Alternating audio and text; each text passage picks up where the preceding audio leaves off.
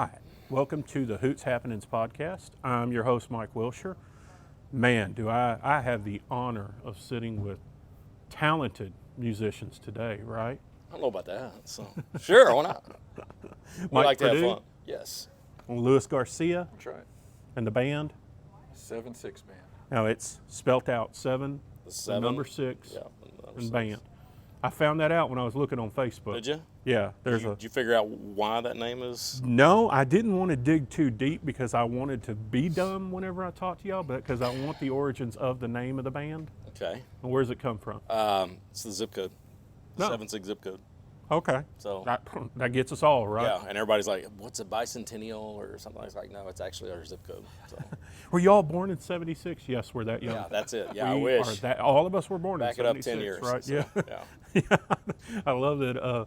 I love that you and I were talking about the VA and being Oh, in the God. war, and I was like, I was in basic when you were in your Yeah, war. I was in the Middle East while he was in basic. So. And then I went there a decade after you know, and breathed in the same nastiness that's there. I have a friend, he's retired Air Force, and he landed at an airfield that we were at where all these prisoners were taken. We like 3,200 prisoners taken by 800 and something Marines. And Ali Salim. yeah, and this was Al Jabbar Airfield. Oh, and, Al Jabbar. And he's like, yeah, I was there like 2 years later, and y'all didn't leave anything left of that air base. So I know that. I said, well, it's your Air Force that bombed the hell out of it. So When you go to Schweba, there's like one of those old T-72 tanks or Yes. whatever still Yeah. sitting there. Yeah.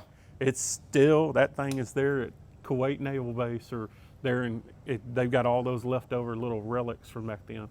Showing our age. The sad thing is when Marines are bored, they do stupid things. And Right. We were doing some stupid things at that base. So, oh well. I know that somewhere or another, the Marines tried to, in 03, whenever it was 04 and it was ending for that portion of it, they tried to get Saddam's head out, that metal brass Yeah. head that they had cut with a blowtorch, and they couldn't get it out of there because they didn't fill out the right paperwork. So they took it and set it there, and so when you leave the country, it's still sitting there where looking at customs it. is. 'Cause That's they're like, we hilarious. ain't moving it. There's a bunch of Marines brought it in here, and we can't get them to take it out. Just leave it. They'll just leave it there for everybody to rub his nose on your way out, kind Should of write a thing. book for some of the stories things we did. So, Absolutely. All right, so you guys, now I had an accident a couple of weeks ago and busted my mouth, lost 3 teeth, Oh, jeez. had all kinds of stuff happen. So I wasn't as able to do my research for y'all, but I've seen y'all all around. I appreciate that. Y'all just did the honey. You just Did the Honey Tour Festival or Carnival, whatever it was. That was a lot of fun. You got, Rain kicked our ass, but it was fun. So and then you're playing here this weekend. yeah, we're here at Hoots this Saturday night, June 1st, 9 right. p.m. $10 cover at the door. We have a lot of fun here. We need y'all to donate as much as you can. There's a tip jar here at the front. Yes. You know, Yes. 10% of your tips go to Mike Wilshire to feed his face, you know, injury. I'm just kidding. Yeah. He can't eat with all those teeth missing, so he drinks his meals now. Dude, I went to the dentist and he just went, oh my God, I spent all this time. And I'm like, you spent time? I spent money. He goes, yeah, and it's going to cost money to fix this. Dental insurance is a freaking waste, man. It is a freaking waste. It's a highway robbery. My you wife's know? retired from the dental field, so I know all the back office crap that they deal with. So Oh my God. All right, so breaking into you guys, y'all both share in lead vocals, right? yes, There's songs you sing well, songs you sing well. songs that he wants to quit, and it's like I'll take it. So we've swapped songs before. We've done all kinds of stuff like that. So I'm sick of playing that. So it's like I'll take it. Well, You know- it's a long time, 3 or 4 hour shows. Your voices don't hold up very much. So Right. I'm just helping him out. I'm really just giving him a break. I'll do Always. about 3 songs, and then I take a break, let him do one, and then I'll take a little short break. And sometimes Aaron Garcia comes in and sings some vocals. And That's your brother? So- He's related to you? no relation. No Same last names, Yeah, huh? just there's a lot of Mikes out there, and there's a lot A of lot of Garcias Garcias, out right? Like Smith. Yeah. Well, that's me. It's always Wilshire. I was like, just call me Wilshire because if somebody yells Mike, 19 of us will turn around. If you yell Bubba, every boy in this bar will turn around. They will. Yeah. we all have a nickname Bubba by somebody somewhere when it's over and done with. And so your lead guitar. Yeah, Well, I'm just kind of the auxiliary player. I'll sing, I'll do backup vocals, lead guitar, rhythm guitar. They even stick me on the bass sometimes. I used to play drums, so whatever I'm needed for, I'm there Man, for. you're a jack of all trades, huh? I try to be master of none. Right. Well, you got to be good at it, right? You got to be. I always love it whenever somebody's like, well, "How many instruments do you play?" None. I don't even sing very well. Mama made me take the piano when I was a kid, and I screwed that up. Yeah. So Well, he and I both started off as drummers. So, Really? Yeah. And my funny story is I think it was 10, and I would keep my drums at a neighbor's house, which was actually behind our house. So we'd just go over there and practice and rehearse at 10 years old, 11, all that. And I had no idea they were moving, and they moved, and they took my drum set with them. oh my God. And I had to go tell my dad that, hey, I don't have my drums anymore. And he was livid. He worked at General Motors for 35 years, so we didn't have the income to go and do that. So he was a guitarist since he started playing guitar at 6. So he's like, well, it looks like you're going to be learning the guitar now. So go pick a guitar out. And so That's $200. Yeah, versus, so it was the drum set's 1,000, I guess. So I did the right? walk of shame to the guitar. It's like, I really wanted to play drums though. So it's like, you should have thought about that. So I've had a lot of people write in, ask questions on the show, and have asked, can I pick up the guitar at 50 years old? absolutely. I've asked artists that, and I mean, like I've always said, you don't have to be the person that knows every song, but if you knew 2 or 3, and sang them pretty well, 3 chords is all you yeah, need. So 3 chords and know Yeah. how to go from chord to chord, right? And there's a million ways to learn. I mean, some people just learn. The way you look at the guitar is I look at it differently now than I did when I was 10 years old when I started learning how to play it. I mean, if you want to learn a song, that's one thing, but then you can start learning theory. You can start studying it and kind of learn the neck. You can learn the numbers of the neck and see, okay, 5 means this, 6 means this, 1 means this, and so it's really how your brain processes information. Everybody's different. Yeah, everybody's going to look at that guitar a little bit different way, and there's some people that they start. I've been playing guitar for 25 years now, and there's people that start 5 years ago, in their 30s, and they blow me out of the water. Oh, yeah. just All 'cause the it's just natural. Immersed Yeah. in it, natural with the music. If you're not familiar with Luke Combs, I mean, his background, I think he was in his early 20s, and he started teaching himself to play guitar, and look at him now. Yeah. So, I mean, it's just ridiculous. Just won So, another Grammy, I think, didn't he? yeah, He won I think he something, did just I think. I recently, don't know. so. I don't watch them shows anymore, or the When they awards. start or talking whatever. politics, I turn it all off. So. Yeah, it's gotten You rough. and I have already had this conversation. Just Right, leave the politics out of it. I love showing up here and you guys playing, and I get to enjoy it and maybe get to dance with someone. That's nice. But I don't. Yeah, whenever they start doing the political stuff of it, I'm like, man, Trying I'm to out. push their own agenda. Yeah, because I'm they have out. a microphone. And I know that the last time I watched the Grammys was the one where they wouldn't let George Jones sing his song, and so Alan Jackson got up there and was supposed to sing Papa Top, and instead he sang Choices by George Jones, and then walked off the stage. That's the Grammys, the only time they've ever had anyone walk off the stage. And I haven't heard that story. Yeah, it was like a real FU to That's the awesome. Grammys, and I was like, yeah, I'm done. I mean, it was only like they played like 3 country songs, and then everything else was something else, and a lot of it I didn't even know what the music was. So Yeah, if I don't know what the music is, and I'm somebody that flips through the channels, I like a little bit of everything. I don't get You it. know? Yeah. Cowboys, before they jump on a bull and go ride and bull riding, they're not listening to George Strait's Oceanfront Property. No, it's not the They're left. listening to some freaking hard rock, or they're listening, something that Like gets their blood When going. I'm mowing my yard on my little John Deere, I've got AC/DC in up Right. here. Or the other day I was mowing, I had Rush going, playing Mm-hmm. some YYZ, and it's like, this is great. Living the hardcore life right Oh there. yeah, that's. We had this I love it. And here we are in a country band, and people Right. don't realize my genre of music that I listen to. You have no idea what. Oh, I mean, yeah. you may get in my truck and I got Motown on. You know? Yeah. It's yeah. just it's just I love it's just music. the way I was raised. Yeah, I just love so. music. Grew up with Mom had records galore, and then yeah. as people started getting cassettes, they were passing their Yeah, records his down family to the us. same way. So And so we just it was whatever was it was nothing for you to listen to Dean Martin in one, and then next was the Beatles, and then Yeah. followed by Aerosmith or something. I mean, it was nothing for you to My- listen to my different. grandfather was a professional drummer. I mean, he was Elvis and all that old, like 50s, 60s pop rock. And my dad was big into country. I mean, talking about what's his name, Jennings and Waylon Jennings, yeah. Waylon Jennings and Junior. Yeah, Hank Williams Hank Jr. Jr. Yeah, Hank Jr. Yeah, That's they got the it. podcast. Don't worry. It is the camera is on you, and What you is going freeze on? How do whenever I you start. lose It's Hank okay. Williams? We do And it then- all the time. Don't worry. And then my stepdad, he was in the jazz fusion and just jazz music and old kind of Grateful Dead type of stuff. And then my mom was into R&B and into Hana music, and so it's just everything, every single. I can pretty much, find something about myself in every style of music. Rap. I think I had like a couple years in junior high where I listened to rap music. Yeah, when MC Hammer was clean, and it was still there was some happy stuff then. So the funny story is he and I, when we realized that what it's like to be a guitarist was in church. Yeah. We first started playing in church at 15, something like that. I was 14, 14, 15, and you realize girls like guys that play guitar. And I was just like, oh crap. Them church girls didn't have much to look at. It was the guitar That was players, a- right? That was an eye-opening experience. So wasn't it? Fielder Road Baptist Church and Pantego Bible Church, I was playing on both Yeah. of them, starting at 14, 15 years old, and that's First when you Baptist realize. Church of Hurst was for me. My mom and dad used to dress us up in suits, us boys, and we'd go around. My mom sang and played the piano, and my dad sang and led the music at church. That's cool. And so we were like this little 5 people that went around singing songs. And that was when I got my first fans that were little girls at the different churches that we went.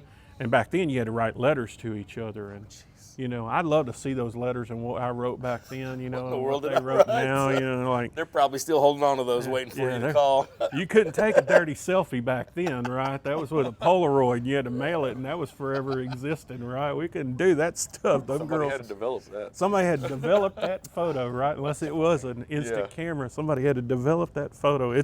But yeah, they're still pining away, huh? Waiting. That's it. Yeah, they're sitting there waiting. Waiting by the I know mailbox. he's going to call that Mike Wilshire. Today's the day, right? Do y'all get the groupies? Do you get some that scare the crap out of you, or are your fans pretty loyal and great? We've had some funny ones, so we've had some crazy ones. We get flashed a lot. I'll try to keep it down next we were- time. I'll try not to flash y'all next time. We were playing one club one night. You're like, what were you singing? The Rodney Carrington "Show Them to Me" song? Yeah, that's it.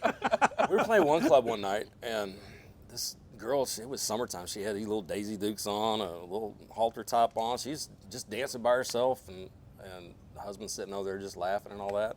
And she's standing right in front of me. I mean, the stage is a little bit shorter than this. She's just standing there, and we're just in the middle of it. We're playing, and all of a sudden she just reaches up and grabs my crotch, grabs my junk. And I'm like, we're still trying to play. And I don't remember what I said, but my wife started to laugh. See her out there, she's laughing. Oh, yeah, she was. And she said, did you hear what you said? I said, no. I said, you pushed her away with your foot and said, go on, get. So I don't remember that, but it was kind of funny. We were playing. We have some fans here, and hopefully she might be watching. Brand new set of boobs. No, well, no, I'm not talking about that one. Oh, I know which one you're talking about. Awesome. The ladies over here that always sit in that second or third table. Her I can't remember. Yeah, so. She comes to every show. And now we're explicit for this episode. Earlier this year, a young lady was here. She had a brand new set of boobs, and the drunker she got, the more she showed. Oh, really? By the end of the night, the skirt was coming up, and we're just sitting here. We have nowhere to go, so we're just sitting here like, Yeah, you're like, security. away. Security. we don't have anything There's- to do with that. So. There's a kitten loose on the damn dance floor, right? And she had a husband here too. Yeah, that's hilarious because that was I just crazy. now I'm real big. I'm real big on showing love to the band by coming up and throwing something in the tip jar. And I think, ladies, that y'all should probably do that, which would be way better than showing us the boobs because we're older and We're all married too. All of us are married in the band.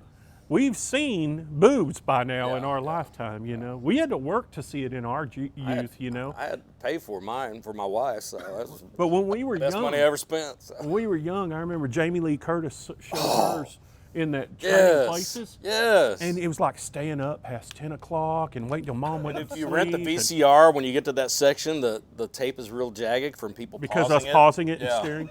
And she totally ruined it for us because we thought all boobs would look like that when Yes. we got older. No. They do not look like that. Look like fried eggs there. Look at that. You're like, that's pancake batter. What is that?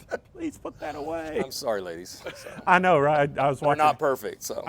Yeah, and trust us, what we have on us looks like a dare that went horribly wrong. Like God ran out of room when he was making a man. Yeah, well, just throw that there. He's like, that's what's left over when it's over and done with. All right, so you guys, do y'all have an album out? No. Do you have a CD, anything? We kind of swag you mainly play covers, but we just kind of put our own little spin on them. Like we'll throw like 3/8 or Push from Matchbox 20. We kind of do a country version of that, and when we start playing it, people are like, "Oh wow, I like what you did on that arrangement." So, but we do have an original right now, and we've had it for about a year, and we've just been so busy we haven't even recorded it. We play it, and it's, Will we get to hear it on Saturday? we'll have it on Saturday. That's actually, I was working on set list this morning while I was at the house, and I think it's in the first set. So Okay, good. it's called Town Made Us. It was written by a Nashville songwriter that's from the Rio Grande Valley down in McAllen area with our lead guitarist. That's where he's from, and they were at Nashville one time drinking, and this was last year, and he handed in the song, and it's like, hey, see what you can do with it. And so he gave it to us, and we totally rearranged the demo, and it's turned out really good. So That's awesome. now we're happy with that. So But covers, I mean, the thing that I always tell everyone with covers is you know what you got after first two strums of the guitar. You know you can go out there and dance with your significant other on that song.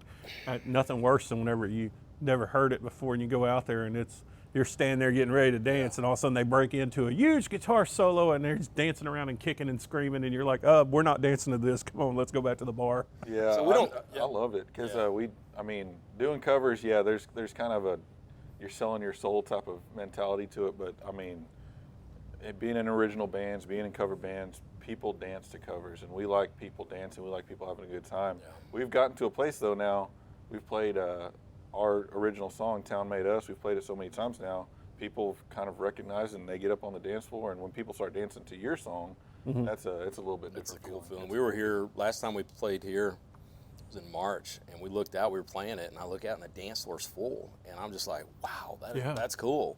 And then we went on a break, and a friend of mine was in the back, and he's like, dude, I was asking your wife who sings that song, and she's like, that's theirs. And he was like, oh, I want that. Can you send that to me? He was like, well, we got to record it first. So. You're going to get it recorded and put it on YouTube. We'll do a video to it and you have it on There YouTube. you go. Because I know that was those guys, the two cellos guys. Oh, that yeah. They're played good. and they cover like all that. Have you ever heard them? Some Michael Jackson, they do all of that, yeah. Like the Pirates of the Caribbean, they'll cover. They're good, dude. You should watch Thunder, them. I think they do Thunderstruck. Yeah, they do And it. they do all this stuff, and for the longest time you couldn't get their music on anything but YouTube. So I would be driving down the road and play it on YouTube that's while I was cool. going down my That's cool. truck, just because it was something cool to listen to. Well, the main reason we stick with covers is because we all have full-time jobs. I mean, this isn't our full-time job is playing. It's a weekend thing, and we just like having fun. So we realize we book a lot more gigs by doing covers, and we like watching the people dance and have fun. And so. from what I understand, you are very engaged, and you're very engaged with the crowd after.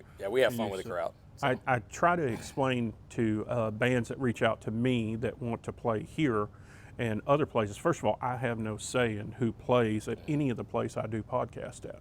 I merely can just mention you if you ever ask me to. The other thing is if you haven't tuned your show in, because it's a 3-hour performance. It's exactly and it's it. exhausting. And That's, I know that's y'all how I book our set list by seconds. I have each song and how many seconds it is, and we plan out a full 3 hours of music. And right. it's hard. And you're cutting into your break if you get too long-winded. We go if too something long. goes Hey, can you throw this in there? And it's like, yeah, but now I gotta.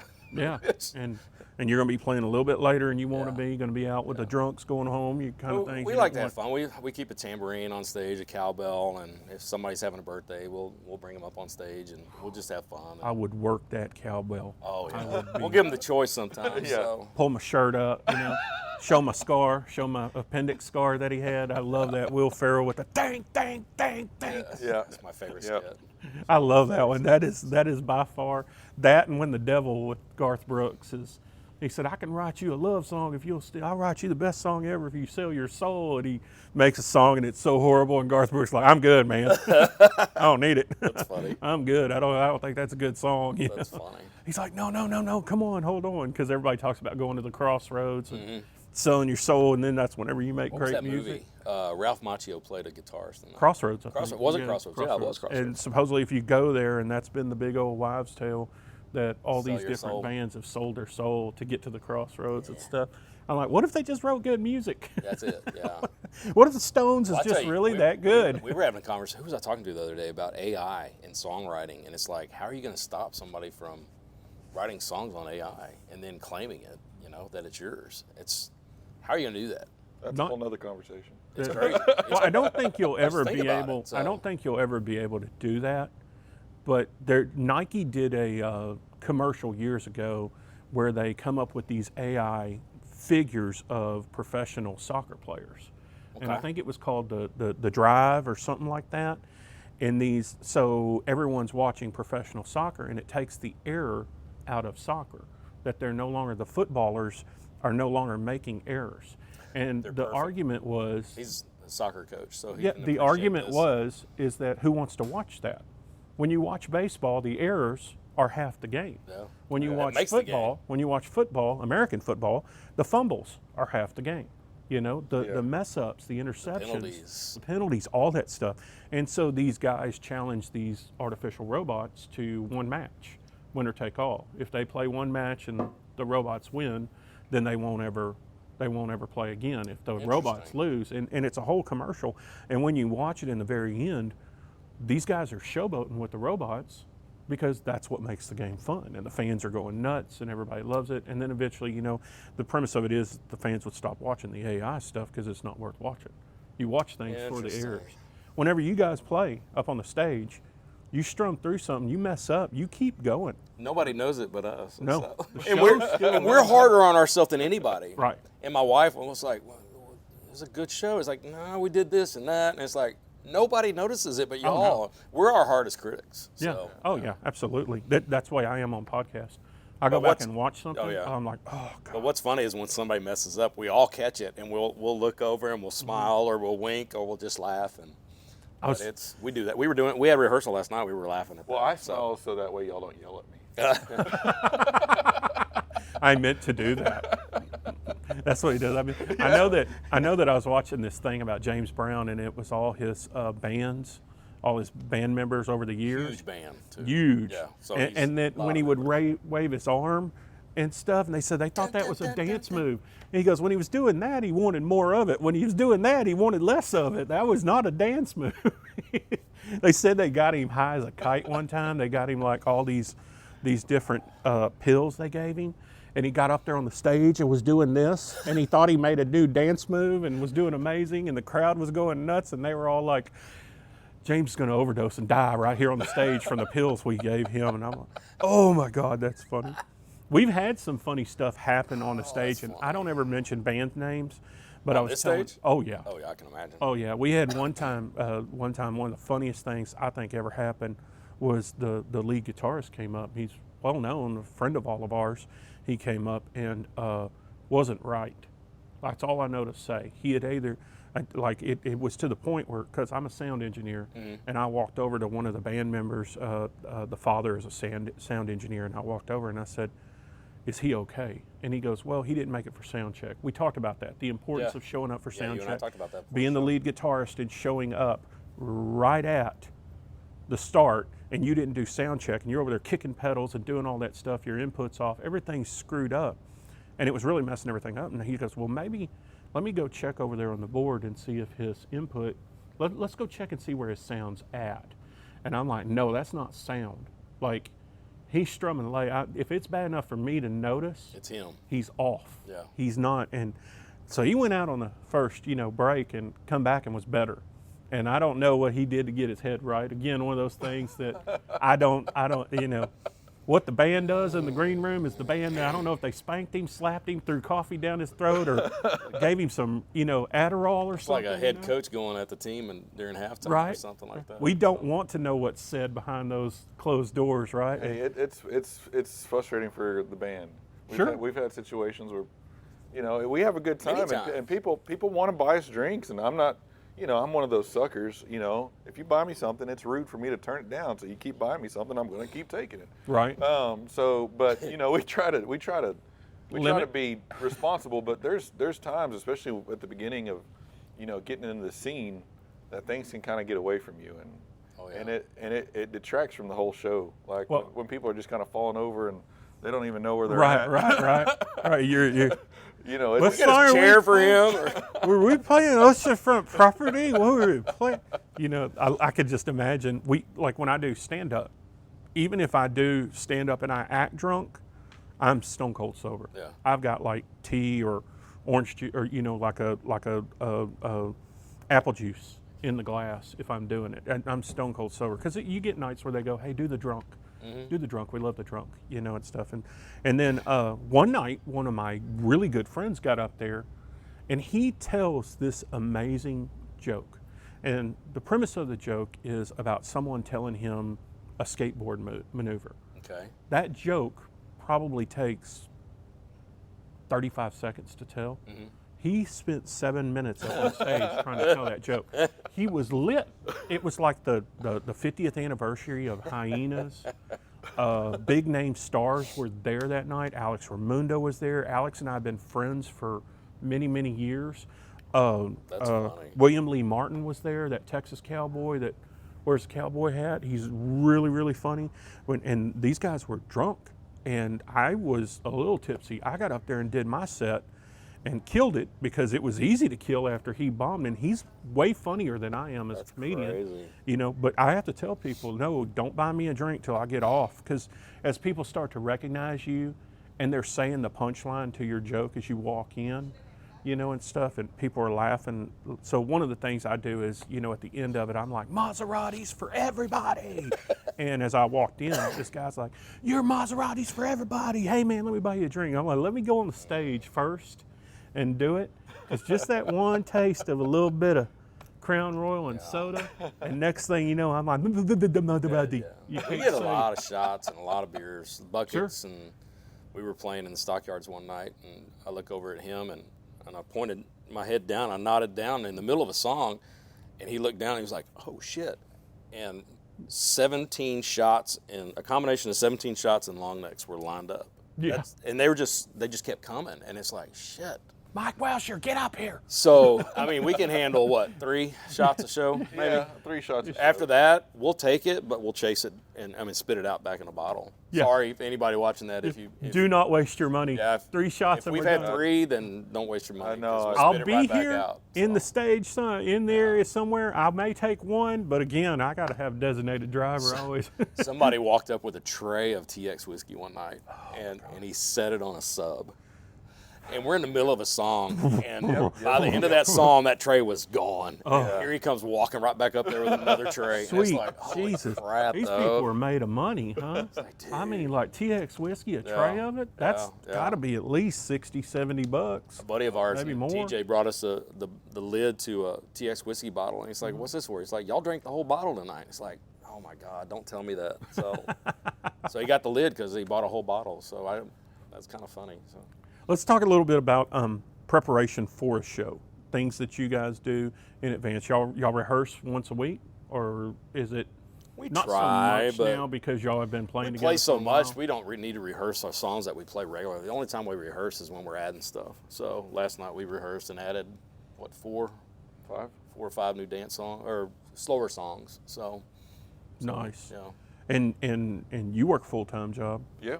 More than 40 hours a week? I know yours is probably way more than 50, 40. 60. So. More than 40 hours a week, would you say? Yeah. My job is, can go 24/7 and answering emails. I'm, probably got calls going on right now. It's just right. I saw you were a 2-phone guy. Yeah. I always feel bad for a 2-phone guy. I don't. A 2-phone guy is going to leave that phone behind. I have left it behind at Atwood's, Tractor Supply. Yep. All kinds in a of basket, places. grocery basket. Well, if you have if you have him for a friend, you can't have him sending this kind of stuff he sends to my phone on a work phone. Right. We're military, ex-military. Were you in the military? I'm sorry. Okay, so morbid, sick, twisted sense of humor. Morbid, sick, twisted. And a friend of mine, he kept sending, after I got into a relationship, he was sending me these things that I swear every time I went to look at my phone, it just happened to be my girl over my shoulder. Because I'm so old, I quit getting those. I weeded out the people that were sending that stuff. And I finally told him, I was like, look, man, you keep sending me these nasty things that are pornographic. I said, I'm going to send you something that'll scar you for life. And so to go back to, and I had this photo for all these years for that reason, but we were in a debriefing one time where NCIS was in there talking to us about the importance of why you don't go across to Mexico whenever you're in San Diego or in South Texas. Tijuana and all that stuff. We used to go there all the time. All the time. 80s, 90s, it was easy. Leave your jewelry at home, don't take your watch. Yep, yeah. Don't take your watch, take a bunch of cash, put it in your socks, I mean, different things. And so we were in this debriefing, and you think the guy would say, okay, I'm about to show y'all something really graphic and gross. He never does say that. He goes, there's reasons why you don't want to go to Tijuana. Then he puts this picture up there, and there were like all these federales that they had chopped their heads off and threw their heads into the corridor of the police station to teach them a lesson. And so I sent him that photo. He sent me one word back, asshole. And then I never got a photo from him ever again. I'm like, you think, because that's not the worst one I got, dude. He sends me one word comments. Why? Yeah, Why did you send me this? 2 words, unfriend me, But lose my number. Stupidest crap too, and it is hilarious. Oh yeah, there's something there's something for, it's amazing what you can go down the rabbit hole on YouTube and look at. Oh yeah. I know that there was a band, I forget what their name was, but I went to look, just looking up the Sex Pistols one time and all the stuff that came up, and I'm like, I would think that band would have been the first thing to come up, not all that other dirty stuff that came up, What's that? Imagine. What's that that song about the dirty cat and the smelly cat and the muddy cat and all that stuff, and you look it up, it's the other word. I don't even know that. But it's like they'll do it at piano bars whenever it's a girl's, a bachelorette party, and they get them up. I know what song and it's filthy and horrible, but I want to look up the lyrics to it. My God, there were a lot of lyrics to a lot of things I had never... I don't think, what's the guy, Wheeler Walker Jr., the one Oh who my does God. the real filthy songs? Oh, I don't yeah, think he'd have touched them hilarious. songs. What's the worst are these songs that we play that you've heard your whole life. You don't realize what those songs were about. Oh, yeah. I had no idea Oh, yeah. Fishing in the Dark was about having sex. Yeah. I had no idea until last year. Well, I told him, hey, do you know what that song's about, right? Because we were at a family function, and he's asking everybody to sing Fishing in the Dark, including these kids. I'm like, you know what Fishing in the Dark is.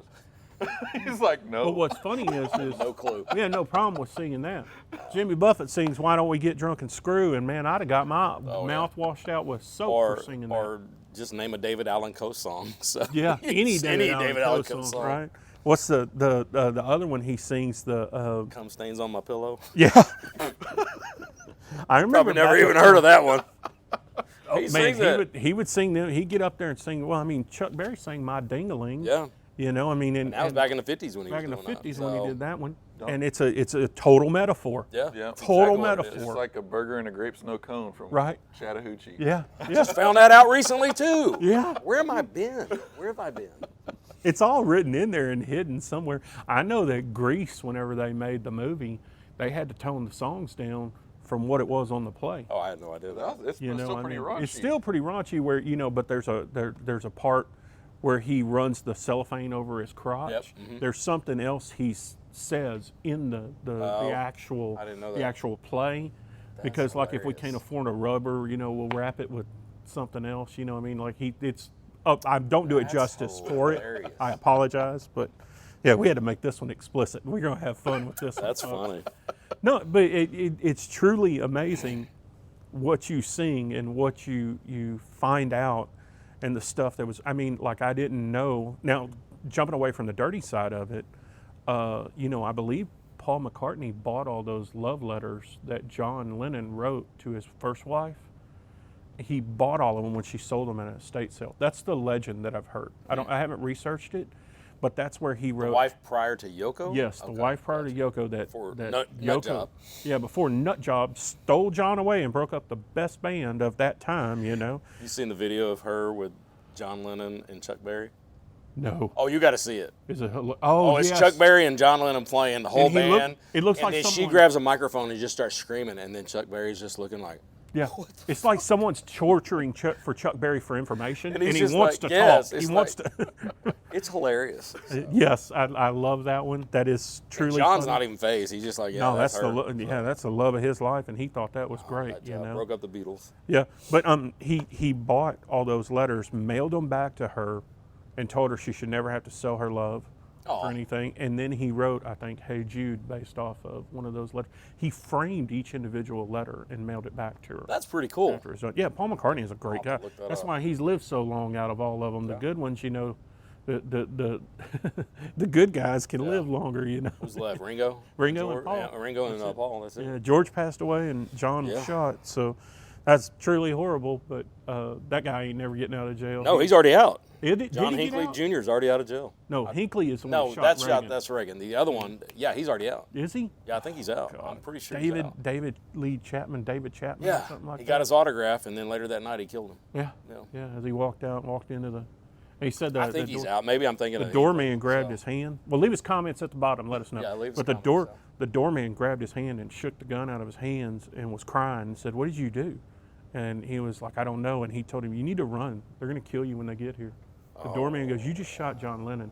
They're going to kill you when they get here. You need to run." Surprising. And he sat down and just started reading The Catcher in the Rye. How did he make it through prison? Solitary confinement. Yeah, They had to keep him. And I would die if I was in solitary confinement. There's no way I could do that little bitty concrete room. Might be good for 2 days where you get some rest. Then after that, I'd go nuts. It'd be awful, you know. I'd be in there playing air guitar all day. Yep, that's exactly right.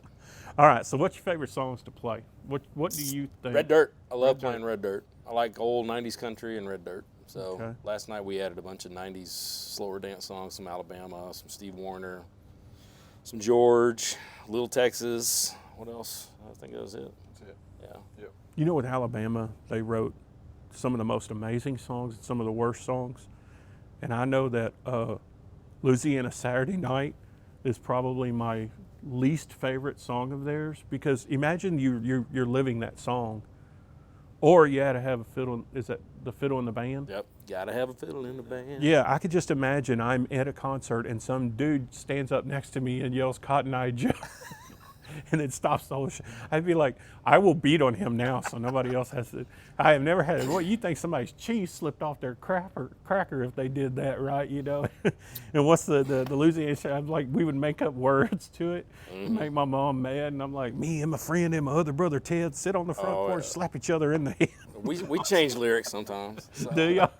Not on purpose. Yeah, My not mom on would be like, purpose. I hate it when y'all do that. Yeah, you just forgot it. Huh? You're like, One of the things I'm really proud about on the band is we don't use a lot of effects. So, I mean, it's what you hear is what you get. I mean, on a couple of songs, I'll have a vocal harmonizer just because there's so many harmonies in a certain song. So I'll pop that for a certain, like, I think 2 songs is all we use it on out of 45 in a show. Explain that to the fans real So, quick. Vocal harmonizer. So a vocal harmonizer, if I hit a part of a song that I need a lot of harmonies in it, I'll just click a button and it takes my voice and adds Layers. 1, 2, 3, Right. 4-part harmony if whatever I want. Back in the day, you had to do that on a track. Yeah. But now it's all done through the It's- computer, it's through the click system of a button. and stuff. Yeah. But we all have our pedal boards and things like that. But what you hear is what you get. So Yeah. we don't have backtracks or anything like that. So When I think of vocal harmonizer, I think of the old Ray Charles, where she gives me money when I'm in need, and he did all in one of his songs. He does all of everything, the backup singer and all that stuff. He went and re-recorded and did it in those layers over and over again. Truly amazing. And now, you know, with the systems that we have, it's crazy technology. auto tunes and We get. Yeah, my wife didn't even know what auto-tune was Really? on a singing on vocals. She's like, that exists? It's like, yes, it's all the time. So you think Taylor Swift sounds like that at every show? It's like, no. So, And what it does, for those of you who don't know, everything that we're saying right now is recorded in ones and zeros. We are 100% binary in everything that we're doing. It goes into a little chip in here, and if something goes wrong with it, you can fill in ones and zeros where it belongs. Auto-tunes goes in and fills all that in where your voice cracks. lightning fast. Yeah, removes everything that's there. So you just hit, and it I don't know what's it called, formulate or whatever, Something like that. Like even whenever I move from, it's amazing how much I had to go down to 1080p in the video because shooting at 4K, I mean, nobody wants to see how ugly we are to begin with. It's like, especially oh, me. turn that off. Yeah, you know, so I went down to 1080p so it doesn't take as long for everything to render whenever I start populating it into the system and stuff. People don't realize the behind the scenes for the audio engineer and auto tunes and all those programs have made it so much easier to where it don't take. Now everyone can record themselves. You can go into your closet. Crazy. You can go into your closet and have all your clothes in there, and that'll buffer the sound and start playing on your iPhone. Yep. Isn't that how Luke Combs got? I think Something was like that. Somebody was I just think it somebody was, they yeah. found off of TikTok or something, and just Is that Morgan Wallen? maybe it was. He was on American Idol. I Okay. just Morgan Wallen was. yeah, I just saw him, a little nerdy looking kid. Really? Look at him now. Yeah. Go watch a video of that. That's awesome. I love Morgan Wallen, but Yeah. But it was he- funny. My wife just noticed that the other day. She's like, you know, he was on American Idol. I was like, yeah, he was a little nerdy kid, so a little skinny and everything. Had this funky haircut. And he'll be doing great, and then all of a sudden he'll say something or do something, then it drives, and then it goes right back up. But I mean, if you're talented, you can sing. when you talk about talent, I'll brag about Michael Aaron Garcia. He's our lead guitarist, and he comes from a family of lead guitarists from down in McAllen, Rio Grande Valley, and his grandfather was famous Tejano singer down there and guitarist. His dad did it, and Mike was their roadie, at 6 years old or something like that. So he started loading trailers and unloading gear and all that, and he's basically taken it to a whole nother level, but he is literally a top-notch guitarist here in Texas. So, and we're honored to have him with us. And I mean, he could go out on the road with some top-notch people right now, but he's a family man. He's got 3 kids. He's moving to Fort Worth this week. He lives in Grand Prairie right now. He's just buying a house in Fort Worth, so he'd just rather do that. So, but stay around the kids. But having him as a lead guitarist is just some of the things he does. And Lewis and I will look over and have him just shake our heads. And it's like, son of a bitch. He can fit notes in. I can play so fast, and then he just exponentially. I don't know how his fingers move that quickly. Yeah, And Roy Clark. Yeah, it's insane. amazing. And then so people just I mean, we're surrounded by musicians. Yeah. And everybody, everybody's got their own way that they hear music and they play music and their tonality. But everybody watches him and they're like, they're just in awe of how many notes you can fit in a half of a second. Right. So for the last 2 years, people, every show hit us up. Freebird, play Freebird. Y'all are so good. Play Freebird. And it's like, that is one of the hardest songs to ever play. Right. For any, and that's why you don't hear it, because nobody plays it, because it's mastered. And you don't hear people playing Hotel California because it's a masterpiece. You don't try to remake that. And so before New Year's Eve show this past year, I said, let's learn it. Just for shits and giggles, let's learn it. And we did it. And it was really good. And so the New Year's Eve show came, and somebody yelled out Freebird, and I said, there's a tip jar right there. Y'all put $100 in there, and we'll play it right now. Not knowing that we've already rehearsed it. Right. And we start playing it by the end of it's a 9.5-minute song. By the end of the song, what was it, $250? Yeah. In the tip jar? Yeah. So Damn. it People just go- start people filling go up nuts. fast. And now they want it every show. And I'm sorry, it's not on the show. It's not on the set list for this Saturday night. So But for $250, Yeah, I'll add it in a heartbeat. I'll take $250. 9.5 minutes out of my break to add it for drop- $250. Drop 3 other songs to do. Yeah. We'd rather cash instead of shots. So Exactly. Yeah, because the cash you can take and there's spend 5 of later us. That's on $50 bills. a piece. So that's Yeah. So here's a funny story about that. So you talk about the five of y'all, $50 a piece. Whenever I worked as a bounty hunter, we split. There were 4 of us in the truck, and we split it 5 ways. Anything that we picked up, we split 5 ways, and $50. So out of 500 or out of 250, $50 would have went to each of us, and then another 50 goes to the kitty that pays for our trucks and the gas and the fuel and all that stuff. So that was taken care of by the company. And it was funny whenever I first went to work in this industry, man, I got approached to be an audio engineer for a couple of bands. They were like, this is what we want you to do, and you take 1/5 of what we're doing. There's 4 of us, 4-piece band, you're gonna take 1/5. Like, okay, cool, I can do that, right? that's generous. Well, no. It wasn't? It wasn't, because if they made, $500 or If they got paid off if the they door got and it paid sucked, $1,000, if they got paid $1,000, or if say they got paid $1,000 and I got 200, all the stuff that was on my list to do, I was too green to realize that I had to pack up everything. And they were off drinking and flirting with the girls, and I was loading the trailer up, and I smelt like shit and looked like shit at the end of the night. I didn't get free drinks. It wasn't bringing me no drinks up there to the audio engineer, and they wouldn't say, hey, if y'all bring us 4 drinks, you have to bring us a 5th drink for our audio engineer. No, I didn't get 1/5. I got like, I was exhausted. So I was like, no. Like after I was finished with them, I was like, no, from now on, I get double the share. Like, we try to equal out our sound guy, awesome guy. He gets there early. He knows all the wire. We kind of just stay out of his way because he's got a certain method. He's got a method. Every single thing's got to go in a certain place, and which is the best way to do it. He helps wrap up chords, but I mean, none of us really, especially him. He's like, if we get about 5 minutes to unwind after a show, so we just sit down because you're standing up the whole time, right? And I just got to sit down for a second. If I sit down for more than 5 minutes, this guy's like. That's the Marine in me. We got to get moving. We got to get these subs. We got to get these speakers. We got to get everything off the stage. Let's go. So there is no, hey, let the sound guy do it. Well, we are the sound guy. The owners and the GMs come and yell at me, not at them. So. Right. You're the face. They're like, I got to go straight at this guy. Yeah, I book all the shows, so I get to deal with all of that. So that's always fun. Yeah. That's always fun. So we covered a lot. We got flashers. We got. Fun times, right? Wives that laugh at flashers. Yeah, we got cool wives. Cool wives. Yeah. I've been married. This July will be 27 years, so I got a really cool wife. So well, she knows that girl would bring you back, right? I'm sure. My girl knows, they'll bring you back. There's no way, And I always used to joke with my dad that, there's a reason why none of us boys ever got kidnapped. We were all together, all 3 of us boys were, my brothers and I.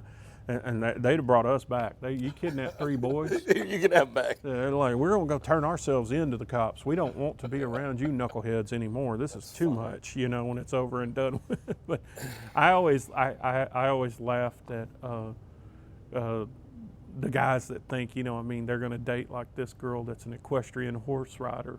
Mm-hmm. And I'm like, yeah, that's going to be, you're going to date the lead guitarist of a band. Yeah, that's a good idea, right? You're going to, we all happen to do what we do on the side, folks. We actually have real jobs and real things that you have to do, Granted, I've been doing this a long time, and it just now started taking off well enough to where I could leave the other job, and I got my pension and disability from the military to fall back on if this ever falls through.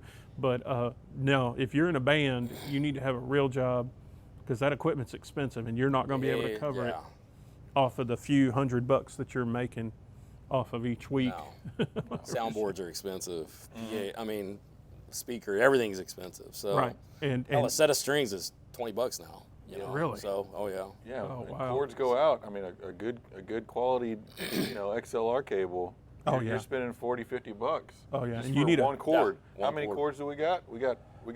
You need backup to the backup. Yeah. We got 3. 2 dozen cable wraps that we do. I mean, just think about every single cord in there. We probably got 100 of them, and each one of them's $30 to $50. I mean, that adds up. Yep. I bought a $25 10-foot XLR 3 weeks ago. It's already gone. I can't find it. Yeah. I don't know where the hell it's at. Things go missing. Yeah. Oh, and I used to be real generous when I started off in this, 2015, 2016. Somebody'd be like, hey man, do you have an extra XLR cord? Yeah, I sure do. Boom, I never saw it again. Where's your driver's license? Yeah, $76 XLR cord, and I still ain't seen. Yeah. I'd go get like if I you give them the great value XLR. Right. If somebody really wanted an XLR from me, I would give them like a green one or an orange one, because then I know they wouldn't want to keep it, or they wouldn't. I don't want that. Yeah, I don't want an orange one up on the stage with me. You know what I mean, kind of thing. Well, we have ones that we think are going bad. Yeah, that's the one we'll loan out, right? Here you go, knock yourself out with that one, right? XLRs aren't cheap, man. None of this stuff Our is bass cheap. player wants to buy all the stuff and just make his own. So it's actually kind of cool. There are guys that do. Yeah, I know when I worked for the state, I worked for UT Southwestern. We had engineers, audio engineers that made their own. It's probably 10 times cheaper. I don't have the time. If one of ours broke or something, they clip it off, resolder, redo everything and all that stuff. I had throw it no away. idea. So Yeah, I throw it I'm away. like, I threw 2 away last week when I was testing. really? I had to go through all of them and test them. I knew we had 2 bad ones, and somehow after a show they got all mixed up, and it's like crap. So I had to go through all of them with a microphone and a little Fishman amp just to plug it in to see if it worked or not. So Do you ever get gremlins? You ever have, or just nothing's all the working time. right? All the time. Almost every show. The question is, do we never? Yeah. never- If we ever had a show without a gremlin. Yeah. So, And I tell people I worked for a TV station at one time doing live, so in Sherman, Texas, I worked for KXII. And I swear we had a show one time that was just a goocher. It just, what could go wrong, did go wrong. Everything that could go wrong, did go wrong. It was, had those. And you're like, at the end of that show, when we went off the air, you could just hear people randomly screaming curse words. Just like you wouldn't, and people in television don't necessarily naturally cuss. He's seen me do that before. You know, right? Just anything that could go wrong. He calms me down. If I'm hot, and he knows when I'm pissed and hot, he'll pull me aside. Just calm down. Well, the good thing He's is, gonna be fine, and everything works out fine. So it's For just you guys- I'm a hothead though. So for you guys, y'all have in-ear.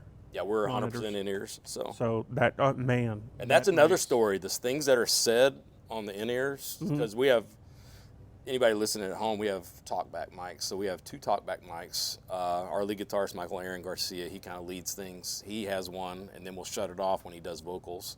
He has one, and our drummer has one. So if you see us laughing on stage but nobody's talking, it's somebody has said something to the mic that's, or look at that one on the front row, or look at this. So it's just like, all right, we got to play this for this asshole out there or something. Right. We'll start laughing, and it's pretty funny some of the things that are done on that talkback mic. So. Yep. And I know that the audio engineer here. Oh, he hears everything. He gets on a mic and he talks to us He too. has a talkback Yeah, mic. yeah. So You're he's hot. going He'll to. say you're hot. Yeah, he's gonna. Yeah, right. And you're like, does that mean the sound's up, or you just like the way I look? Yeah. Did you see my butt when I turned around? What are you looking at? He'll talk to our lead guitarist Michael, and he'll say, "All right, you're off." So he knows it's safe to go talk on the mic now. So otherwise, it out for everybody. And we've done that before accidentally. It's like, oh crap, everybody heard that. So it's like so. He's got this funny run that he does too. Bryce will run all the way across the. Like if something. We haven't worked with him yet. Oh, you so, haven't? Oh, I met him last week, but we were talking Well, to him last night about what we need to bring for this weekend. So whenever you guys go off the air, for everyone watching at home, whenever you guys go off, the DJ picks up, and so Big B would pick up, but Gonna miss him. Bryce would, yeah, I know, right? Bryce would tell him, hey, whatever you do, don't touch this. But for I don't know, 4 years or however long, Big B has always touched that button is there, or that plunger's there. And we just naturally go to do something. Well, now we have a professional engineer in the room, and I do it all the time on my stuff, and I go, why did I do that? Why did I do that? And it's like playing chess. You move that piece every time, and oh man, I knew I shouldn't have done that. Now I lost the queen. Well, it's the same thing with that. You'll see Bryce run across. Like, Big B touched. I look forward to working with him this Saturday. Yeah, So, he's good. Oh, he's good. And they've got, for all the fans, this is the backdrop now. Yeah, This is it's nice. amazing, They've done an beautiful. awesome job in here. The lights are all The no different. smoking has made a big No difference. smoking, man. And I come in every time I come in, I'm like, it smells better. And everybody else is like, no, I still smell it. I'm like, No, you can't. I don't smell it. It smells better. I miss the smoke. Do you? Do you smoke? No. Our lead guitarist would sit up here on stage with a cigarette hanging out, look Yeah. like Keith Richard. Yeah. The tip just sitting there about hanging off, and I'm just wanting to flick it. And What is that movie that's famous for it? Shelley Duvall holding that cigarette in The Shining or something, It's like God, yes. that ash, and everybody wants to flick it it's the like whole just- time. It's like 15 but feet it's long, right? hilarious. That's funny. I Flick love that it. shit. Yeah, they've done a lot of work. The audio is improved by light years. What's major is after playing a show here, it literally takes my vocals a day, sometimes 2 days to recover. Really? Not anymore now. The very next day, I'm fine. Oh yeah, with the Because of smoke. no Yeah. It's a smoke. big difference. When you know. play in a smoking venue, it takes a toll on your vocals. Yeah, it takes a lot. It's hard to recover from that. Now I know setting this up, everybody can see I got my sweat towel, setting all this equipment up and stuff. I'm sweating like it's going out of style. So when you guys are up here, I'm pretty sure y'all are burning up. I have a towel. At the end. I have a sweat towel that I'm Right. constantly drying off with. Sometimes I'll change shirts and backstage. Really? most of us have fans, so we'll have a fan pointing up at us to where it's not hitting the mic or anything like that. So You're going to do some Reba costumes, come out with the guns, the 6 guns, 2 6 guns, and with a lasso, lariat, that's the wrong kind of bar for that, I guess. It's not yeah, right. What is that famous rock band that the lead singer turned out to be gay? And at the time, they were the ultimate metal band. So they were like wearing leather and stuff, on it. And you go back and look. Iron Maiden. Iron Maiden. Yeah, Iron Maiden. Oh, yeah. And you go back and look at the leather from back then, and she's already flashing now. Oh my gosh. Fans already showing up flashing now, right? It's not Saturday. Right. Well, we wouldn't be able to see anything because it's kind of dark out there. We can't see past this. Did somebody just flash us? I don't know. But yeah, Iron Maiden, he was like wearing leather and all that stuff. And whenever you go back and look at the cover of the album, you're like, how did we not know? They look like they were dancing at the Blue Oyster Band in the Police Academy movie. And then That's funny. The da-da-da-da-da. But you go back and look at it, but the cover of the album at that time, they were just amazing. That was a regular That attire. was a regular attire for them. It's kind of awesome. Now, these gentlemen are going to be dressed like this, something similar. Yes, yeah. Only thing that changes with my outfit is I won't be in shorts, I'll be in jeans. I can remember being with my friends one night. I'm with a girl. And as God is my witness, I wear Magellan shirts. Messing with the mic, sorry y'all. I wear Magellan shirts to stay cool. Whether I'm big, skinny, I've lost weight, I still sweat like it's going out of style. And I'm down there in the stockyards or whatever it is, 7th Street or 6th Street or whatever it is in Fort Worth. Never go. I go with 2 of my boys, and they're dressed to the nines. Pressed cowboys, shirts tucked in, buckles, big old rope and buckles that they had won from being, seams down the street. Well, I'm with a girl. I got boots on, I got my jeans on, and I got this shirt. So I look like a tourist. Just like, I'm like, like cowboy that got off work, kind of thing. Or a tourist down in the stockyards. I'm not dressed. With an unshaped hat. Yeah, I'm not dressed to. Yeah, I didn't even have a hat on. Yeah. They got beautiful, nice hats on. This little lady walks in between them, locks eyes with me, comes up to me, and is flirting with me the whole time. And if the 3 of us went out and they didn't know y'all were in a band, you didn't got the guitar, you didn't perform, just 3 of us hanging out at a bar, no girls would talk to us. Just 3 dudes at the bar. And look, those guys got wedding rings. Look, that guy, no, I'm not talking to you. Nothing. Boy, I'm staying with a girl. This girl comes up and I'm like, lady, you're my worst nightmare. Do you realize she thinks this is what happens every time we all 3 go out? We look like King of the Hill whenever 3 guys are standing out there just yep, got their beer. And this woman walks up and you're like, well, y'all gonna have to show them to me in the end. We had our very first lead guitarist. He would show up to venues wearing shorts and flip-flops, and it's like country bars, and it's like, dude. And he's friends with him, and I was just like, you gotta talk to him. He's like, you can't be wearing that stuff to some of these venues, and he just didn't care. You look like Jerry Garcia, huh? He was like, I will get by. But I always have the starch jeans and all that. But this Saturday night, we're actually recording a promo video. So we've got a videographer is going to be out here on Saturday night. So we're going to record the show, and then we're going to put some of the live music to the video for a promo video. So. Cool. We're spending a little money on that. Spend a little bit of money. That's right. So we actually got a shower on Saturday and look decent. So. Yeah. Clean up. Yeah. We all have to bathe every now and then. Day of the week. What is it? Sunday? Isn't that whenever the motorcycle cops used to bathe? It ain't Sunday, I mean, like he says that in Smokey and the Bandit because that's. Yes. That's the only time there's no funerals. Junior. It's on Sunday, it's the only time that there are no funerals, and so that's when the motorcycle cop. Oh man. Some of them jokes didn't age well, but most of that movie is pretty doggone hilarious. Yeah.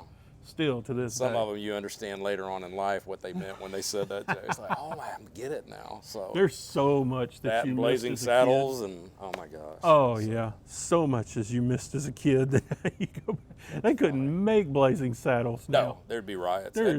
If they made Blazing Saddles right now and cut everything out, it'd be a 3-minute movie. So, probably. And half of it was written by Richard Pryor. I know. I'm like, dude, how is that not the funniest thing ever? He was so filthy back then, they wouldn't even let him be on the show. He was supposed to play the part Cleavon Little played. Yes. They're like, nope, he's too dirty. We can't have him on here.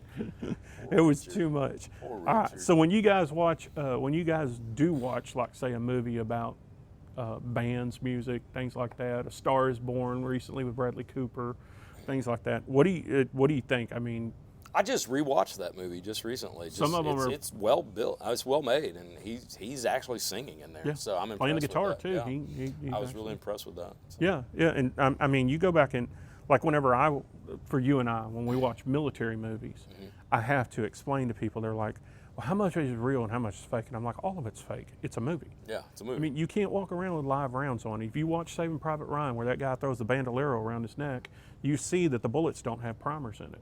There's movies where you watch and the guy goes pull the rifle up and the bolt's open. You see that in movies. I mean, like things. What got me on that part where he puts the rounds up there and they're they're all to it, pointing yeah. in his neck. And it's like, oh my God, learn how to put that on there right. So, If you'd have put it on the right way, nobody had known that they nobody- didn't have any no primers. primers But on there. you know, I'm glad I'm not the only one that caught that. you, so. you can't you can't have live rounds in movies. There's reasons why you can't. I mean, apparently, Unless you're Alec Baldwin. Unless- yeah. So- right. And you had a 12-year-old girl being your freaking armorer. You know, it's like my dad was an armorer for a very long time. How old are you? 13. And I'm on TikTok all day long. I wish that girl cared about the armory as much as she did about her TikTok page. Then that lady would still be alive, and Alec Baldwin wouldn't be a dumbass. You know, I mean, I don't know if anyone's if you ever work on a movie set, whenever the armorer hands you a weapon and you put it in your holster, it doesn't matter if it's plastic, doesn't matter if it's real, doesn't matter any of it. You don't take it out the holster unless you're told to. Nope. It stays in there. It's the same Whether thing in it's the fake military. or not, you treat that as it's a loaded weapon. In the military, we had rubber ducks all the time. The little fake plastic guns, we had rubber ducks all the time. You never pulled it out the holster or pointed it or anything. They would deal with you like you just shot somebody. It would be just as bad. You lose a stripe over doing something like that. So it was really, really weird. But no, whenever I watch movies about music, engineers, sound engineers, stuff like that, anything where you see that stuff, I like the Ray Charles movie, for one, watching how they did stuff and how they did the lights back then and how they did the audio back then. That stuff's That's the pretty way cool. it was really, that's when music was music. You Yeah. know, I took my son to see, this was several years ago, I took him to see the Steve Miller Band, and we were driving, it was in Allen. We were driving there, and I mean, he listens to all kinds of music. And I said, I'm going to tell you right now, these guys are a lot older, but they will be the best musicians you've probably ever heard. And he just sat there that whole show with his jaw just dropped, and he couldn't believe it. And then driving home, he was just like, "You're right. Yeah. These are all old men on stage, gray hair, frail guys, and just killing it." So I love that. And it's not all these effects and all of that. It's just them playing raw music, and that's what I miss. I miss seeing that. You don't see a lot of that nowadays. My brother is a lead guitarist down in Austin, and he's a very highly sought after lead guitarist down there, and he doesn't. It's all raw with him. He doesn't use all these different effects and everything, and so. I know REO Speedwagon still, I think they still tour. I seen them not too long ago at an event that I had to go work. And I mean, they're old. Them guys is old. What's Kevin? Yeah, his nose, he looks like Squidward. His nose is grown. He looks like Squidward off of SpongeBob. Yeah, and he still sounds as amazing He does. as Kevin he did. Cronin? Yeah, that's Yeah, you know, Kevin Cronin. I mean, but if you hear Axl Rhodes, he sounds horrible. You know, I mean, you hear He looks horrible. he looks horrible. Vince Neil. Vince Neil. Oh, Yeah, but I don't know if he's still alive. But I saw John Conley. Yes, he about is 10 touring. I years just ago? saw. I just heard an ad on 92.1 or something like that the other I day. am standing off the curb next to him when he's standing on the curb, talking to him, and he's still about this tall next to me. He's a little bitty Oompa Oompa Loompa looking thing, but he's ugly still, man back in the day. So. he still sounds the same. Does he? That common man, like that, he's still got that. I was telling my voice. wife the other day, he's a big old fat guy now, Mm-hmm. and it's the lead singer Shenandoah, and his vocals are just incredible still. Really? I mean, yeah, I can't he's even still- I can't remember his name, but yeah, he's an incredible vocalist. I think So, Blues Traveler. Whenever that guy got he lost all that lost all the weight. weight, Yeah. his voice changed. I think it? I quite don't a know. bit. I know that Freddie Mercury would never get his teeth fixed because he was like, "Nope, that's Some how I extra am." octaves, so. Yeah, he goes, "That's how I get it out of my." It's funny, man. You guys are music historians too. I love it. I love music history. So Oh, yeah. I just love that stuff. One of my favorite stories is and I just learned this just recently. I love military history and music history, and this involves both. And it was this guy, I want to say, I can't remember his first name, but his last name was Toy. And he grew up a musician, grew up playing baseball and football in South Carolina, and He just threw it all away and went in the Marine Corps. Wow. And in the 66, got shot in Vietnam in 68, ended up getting out of the Marine Corps, I think, in 69, came back home to South Carolina, got a band back together. I think it was his old band. And I think they were called the Toy Box or something like that. Yeah. And he wrote this song in the early 70s, and he's like, I want you to sing it. He wanted somebody else to sing it. And they said, no, this song is just for you. And so, next thing you know, they decided to record it, changed the name of the band to the Marshall Tucker Band, and that song was Can't You See? And it was written by a Marine, who combat veteran, Purple Heart, and Yeah. it ended up being their biggest song ever. So That's we play that song every show, and that's probably one of my favorite songs to play, because when I was growing up, my dad would teach you all these chords, and I said, I think it was my second song I ever learned. I said, all right, what are these three chords? The D, the C, and the G. What all can I do with that? And he's like, well, here's one.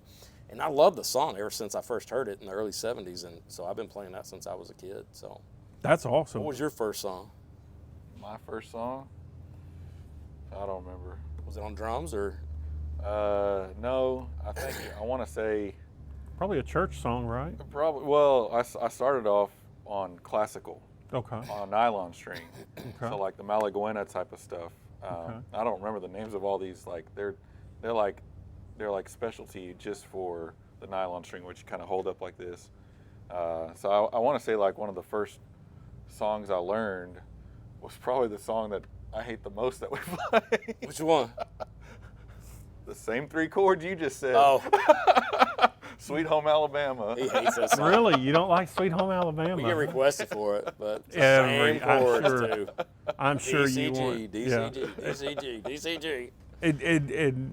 Is it because it's just not challenging? Is it a no-brainer? Or is Yeah, it just you were played asking it so about much? you were asking about songs that we like to enjoy to play, and I just like something that just has a little bit extra. Maybe it's thrown in a minor or seventh. He doesn't in like there. boring songs. If it's so. just the same thing over and over and over, I tend to. I do notice that the songs I you go do nuts. sing have some extra chords in there, so I never thought about that. Yeah, so. I just like stuff that just has a little bit more.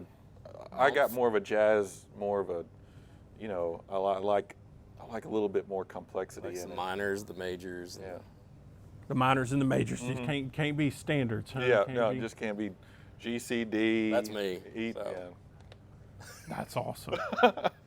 The first just Spanish realized song. that. I think the first Spanish song I ever learned was Dos Mujeres Un Camino, because it came on all the time on TV. Yeah. That's the only words to the song too. That's funny. Yeah. It was a soap opera, telenovela or whatever they call it, that came on whenever I was stationed down in Mexico. We had a Cinco de Mayo show last year in the Stockyards, and we played La Bamba just as kind of like a joke.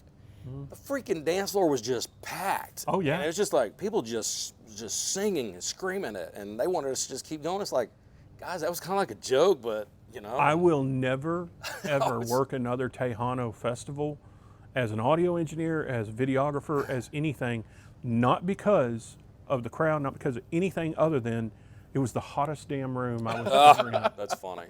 They don't make enough air conditioning to keep up with the level of activity in that room. It's crazy. They're dancing. I mean, it's like, it was miserable and covered in sweat, just looking horrible. And those guys are dressed to the nines, man. yeah. They're wearing some of their those mariachi bands, when they get up there for the mariachi festivals and so stuff, good. they're in that polyester suits with all that.